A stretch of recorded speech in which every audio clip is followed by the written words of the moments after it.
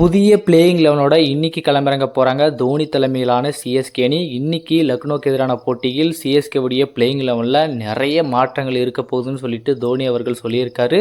தோனி மட்டும்தான் சொன்னார் அப்படின்னா கிடையாது. பேட்டிங் பயிற்சியாளர் சிஎஸ்கே பேட்டிங் பயிற்சியாளர் மைக்கேல் ஹசி அவர்கள் சொல்லியிருக்காரு. இளம் வீரர்களை உள்ள கொண்டு வர வேண்டிய நேரம் வந்தாச்சு. தோனி அவர்களும் சொல்லிட்டாரு. இப்போ முக்கியமான யங்ஸ்டர்ஸ் எல்லாருமே சிஎஸ்கே பிளேயிங் லெவலில் இடம் பிடிக்க போகிறாங்க. இதை தாங்க ரசிகர்கள் எல்லாரும் எதிர்பார்த்துட்டு இருந்தாங்க. இதை ஃபர்ஸ்ட் பண்ணுங்க, இதை பண்ணாவே சிஎஸ்கே அணி இன்றைய போட்டியில் வெற்றி கண்டிப்பாக நிச்சயமாக இருக்க போகுது அப்படின்னு சொல்லியிருக்காங்க. ஸோ அது மட்டும் இல்லாமல் சிஎஸ்கே எப்படா வெற்றி பெறுவாங்க அப்படின்னு சொல்லிட்டு ரசிகர்களுமே ஆவலோடு எதிர்பார்த்துட்டு இருக்காங்க. ஏன்னா தொடர்ச்சியாக 5 தோல்விகளை இந்த ஐபிஎல் சீசன்ல வந்து சிஎஸ்கே அணி பார்த்துட்டாங்க. ஸோ தொடர்ந்து தோல்விகளை மட்டுமே பார்த்துட்டு இருக்க சிஎஸ்கே அணிக்கு எப்படா வந்து வெற்றி கிடைக்கும்னு சொல்லிட்டு சிஎஸ்கே ரசிகர்களும் சிஎஸ்கே அணியுமே ஆவலோட காத்துட்டு இருக்காங்க. ஸோ அதுக்கு முக்கிய காரணம் ஏன்னா சிஎஸ்கே உடைய பிளேயிங் லெவனில் ரொம்பவே ஒஸ்டான முறையில் வந்து பேட்டிங் ஆர்டர் இருந்து தான் அதுக்கு முக்கியமான காரணம்னு சொல்லிட்டு ரசிகர்கள் எல்லாருமே சொல்லிட்டு இருந்தாங்க. பட் அது எல்லாத்துக்குமே காரணம் பேட்டிங் ஆர்டருக்கு தான், ஓகே தான். பட் இருந்தாலுமே பேட்டிங்கில் எல்லாருமே சப்போர்ட் பண்ணியிருந்தாங்கன்னா கண்டிப்பாக சிஎஸ்கே எல்லா போட்டிகளிலுமே ஜெயிச்சிருப்பாங்க. டெஸ்ட் மேட்ச் ஆடிட்டு இருக்காங்க. T20 வந்து ஐபிஎல்ல இப்போ எஸ்ஆர்எச் அணி அதிரடியான ஆட்டத்தை ஆடிட்டு இருக்காங்க. அவங்களுக்கு மத்தியில் சிஎஸ்கே அணி ஒரு T20 ஆட வேண்டிய இடத்துல டெஸ்ட் மேட்ச் ஆடிட்டு இருக்காங்கன்னு சொல்லிட்டு அவ்வளோ ஆதங்கமாக சிஎஸ்கே ரசிகர்கள் இருந்தாங்க. பட் இருந்தாலுமே 18 வருஷமா சிஎஸ்கே ஃபேனாக இருந்துட்டோம். 18 வருஷமா நாங்கள் வந்து 5 கோப்பை வின் பண்ணியிருக்கோம். நிறைய டைம் ஃபைனல்ஸ்க்கு போயிருக்கோம், செமி ஃபைனல்ஸுக்கு போயிருக்கோம். ஸோ அப்படி இருந்து ஒரு தரமான டீமு இந்த சீசனில் அவங்களுக்கு சரியான முறையில் அமையல. ஸோ அதுக்காக நாங்கள் வந்து சிஎஸ்கேவை விட்டு கொடுத்துட மாட்டோம்னு சொல்லிட்டு ரசிகர்கள் இப்போ வரைக்குமே சிஎஸ்கே பக்கம் தான் நின்றுட்டு இருக்காங்க. ஏன்னா ஆர்சிபி 18 வருஷமா வந்து கோப்பையே வெல்லல. ஸோ அவங்க ரசிகர்கள் வந்து இப்போ வரைக்குமே கோப்பையை வெல்வாங்க அப்படின்ற ஒரு நம்பிக்கையோட இப்போ வரைக்குமே ஆர்சிபி பக்கம் தான் நிற்கிறாங்க. அப்படி இருக்கும்போது சிஎஸ்கே ரசிகர்களும் அவ்வளோ சீக்கிரம் சிஎஸ்கே அணியை விட்டு கொடுத்துட மாட்டாங்க. ஸோ அப்படிதான் மீண்டும் சிஎஸ்கே அணி விழுந்து மீண்டும் மேலே வர போகிறாங்க. இன்னும் 9 போட்டிகள் மீதம் இருக்கு. இந்த 9 போட்டிகளில் சிஎஸ்கேவின் வெற்றி கண்டிப்பாக வேற மாதிரி இருக்க போகுது. ஸோ தோனி அவர்கள் சொல்லிட்டாரு, யங்ஸ்டர்ஸை உள்ள கொண்டு வரேன் அப்படின்னு சொல்லிட்டாரு. ஸோ இன்னைக்கு நடக்கக்கூடிய இந்த போட்டியில் சிஎஸ்கே உடைய பிளேயிங் லெவன் எப்படி இருக்க போகுது அப்படின்றது ஒரு எதிர்பார்ப்பை வந்து ஏற்படுத்தியிருக்கு. ஏன்னா யங்ஸ்டர்ஸ் எல்லாம் உள்ள கொண்டு வர போகிறதா சொல்லியிருக்காங்க இல்லையா. ஸோ எந்த யங்ஸ்டர்ஸ்க்கு வாய்ப்புகள் இருக்கும் அப்படின்றத நம்ம பார்ப்போம்.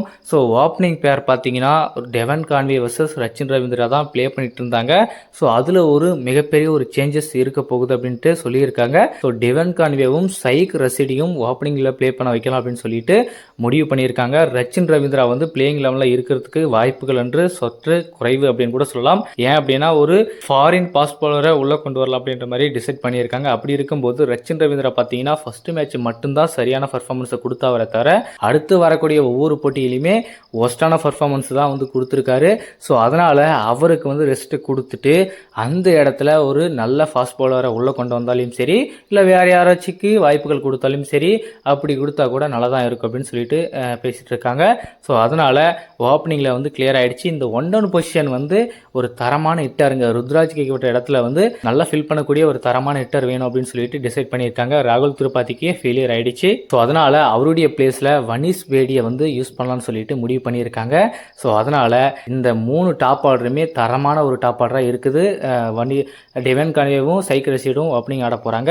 ஸோ 1-downல பார்த்தீங்கன்னா வனிஷ் பேடி வந்து ஆட போகிறாரு.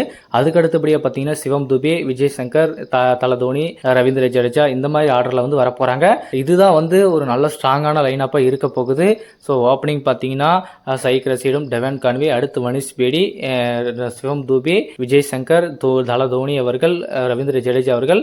அஸ்வினுக்கு இந்த இடத்துல வாய்ப்புகள் என்றது சற்று குறைவு தான். ஸோ அவர் வந்து கண்டினியூஸாக 5-6 மேட்சுமே வந்து சரியான பர்ஃபார்மன்ஸ் கொடுக்காததுனால இந்த போட்டியில் அவரை வெளியே வைக்கிறதுக்கு வாய்ப்புகள் அதிகமாக இருக்குது. இவருக்கு பதிலாக ஸ்ரேயஸ் கோபால் அவர்கள் வந்து வெளியே உட்காந்துருக்காருங்க. தரமான ஒரு பவுலருங்க, செம்மையாக போட்டுட்டு இருக்காரு.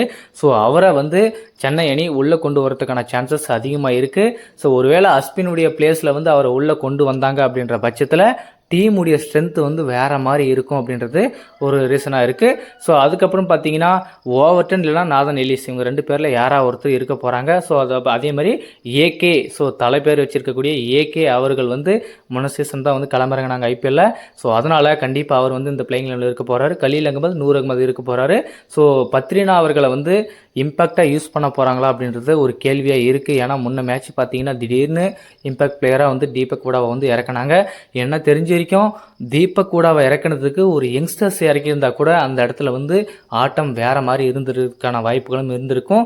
ஏன்னா அந்த இடத்துல ஒரு யங்ஸ்டர்ஸ்க்கு சான்ஸ் கொடுத்துருந்தா ஸோ எப்படி ஆடுறாங்க, இந்த சுச்சுவேஷனில் எப்படி அவங்க ஹேண்டில் பண்ணுறாங்க அப்படின்றத நமக்கு கிளியராக ஒரு இன்டிகிரேஷன் வந்து நமக்கு கிடைச்சிருக்கும். அப்படி இருந்தும் வந்து அவர் அந்த இடத்துல யூஸ் பண்ணாமல் தீபக் கூடாக்கு தான் மீண்டும் மீண்டும் போனாங்க சிஎஸ்கேனி.